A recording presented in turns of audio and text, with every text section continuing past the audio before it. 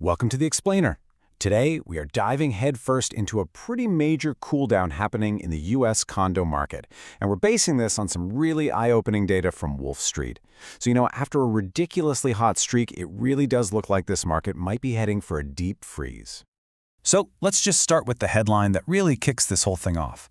The author, Wolf Richter, does not pull any punches here. He calls it a condo bust and says it's unwinding mind-boggling bubbles. Right away, you know this isn't just some small dip we're talking about. This is a serious reversal. And this number, this is really at the heart of the story. Negative 29%. That's the biggest price drop from the peak that we're seeing in some major U.S. cities. So the big question is, how in the world did we get here? And where exactly is this all going down? All right, to really get to the bottom of this, we're going to break it all down into 5 key parts.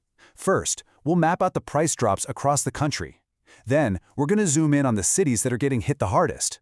After that, we'll dig into the reasons behind the bust, touch on that classic condos versus houses debate, and finally, we'll look at the bigger economic picture to put it all in context. Okay, first up, let's get that bird's eye view. Because, as you're about to see, these price drops aren't just isolated to 1 or 2 spots. No, this is a really widespread trend, and it's affecting cities all over the country. So just take a look at this. This table shows the top 5 large cities that are getting hit the hardest. And these numbers are pretty dramatic. You've got Oakland and Cape Coral tied at the top, both down a staggering 29% from their peak prices. And look at the spread here. This is happening from California all the way to Sunbelt cities in Florida and Texas. It's a wide range of pain from 17% all the way up. And this isn't just a big city problem. The data actually shows that some of these smaller urban areas are seeing even more shocking collapses. Take Killeen, Texas, for example. Condo prices there have basically fallen off a cliff, down 44%. Wow! So the trend is absolutely widespread. Even the huge cities that didn't make that top 5 list are feeling the heat. Major hubs like New York, LA, and Miami, they're all seeing significant price drops too. It just goes to show how far this cooldown really reaches. All right, so now that we've seen the national picture, let's do this. Let's zoom in on one of the epicenters of this bust to really understand what's happening on the ground at a local level. We're going to focus on Cape Coral, Florida. It's sharing that top spot for the biggest price decline. And honestly, its story is a perfect example of what's going on in a lot of these super overheated markets. Man, the numbers here are just stark. A 29% drop from its peak earlier this year is a huge deal on its own, but look at the other metrics. Prices are still falling month after month, and the year-over-year decline is a massive 16.4%. That is a really, really rapid deceleration. And this quote just perfectly illustrates how severe this drop is. Like the author says, this decline has pretty much erased 2 decades of price gains, sending values right back to where they were in 2005. Yeah, the phrase freefall really captures the momentum of this collapse. So, okay, this all brings us to the biggest question of all, right? Why? Why is this happening? And maybe more importantly, why are condos getting hit so much harder than other kinds of housing? Well, the analysis points to a few key things.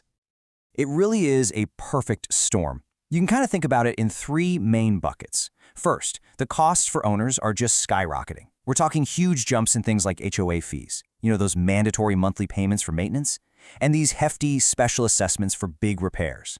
Second, borrowing money is just way more expensive now with higher mortgage rates. And third, there's a flood of brand new rental apartments hitting the market, which creates some seriously stiff competition. And this right here, this gets to a really core issue that's highlighted in the analysis. Over the long haul, it's the land that goes up in value, while the building itself actually depreciates. This slide shows that fundamental difference perfectly. A single-family homeowner owns all the land. A condo owner, they own just a tiny fraction of it. So all these economic factors, they really lead to a bigger, more personal question. What kind of home is the right choice for you? And it's not just about money, right? It's a real debate about lifestyle, which you can see playing out in the conversations all around this topic. On one side of the argument, you've got people who are all about convenience and time. They praise the benefits of living right in the city center, being able to walk to work, to shops, to restaurants, and the freedom from doing yard work and exterior maintenance. It's really about buying back your time. But then, on the other side of the coin, you have the deep value that people place on privacy, personal space, and just plain old autonomy. For so many people, the dream is owning your own piece of land, having a garden, a raspberry forest, and just the freedom to control your own property without having an HOA looking over your shoulder. Okay, finally, let's zoom all the way out and put this entire thing in context. Because this condo bust didn't just happen in a vacuum. Nope.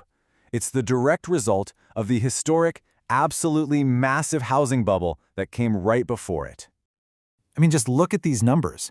The run-up in prices in the decade leading to the peak was, well, it was mind-boggling, just like the author said. It was fueled by rock-bottom interest rates, and you saw condo prices in a city like Phoenix soar by 350%. I mean, that kind of growth is just, it's not sustainable. So when you get right down to it, what we're all witnessing now is the predictable, if pretty painful, correction. The air is finally coming out of these superheated bubbles.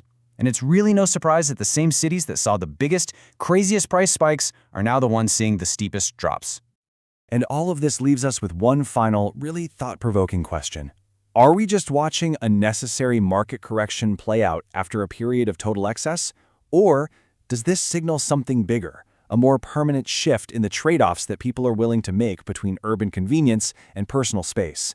It's something to think about. Thanks for joining this explainer.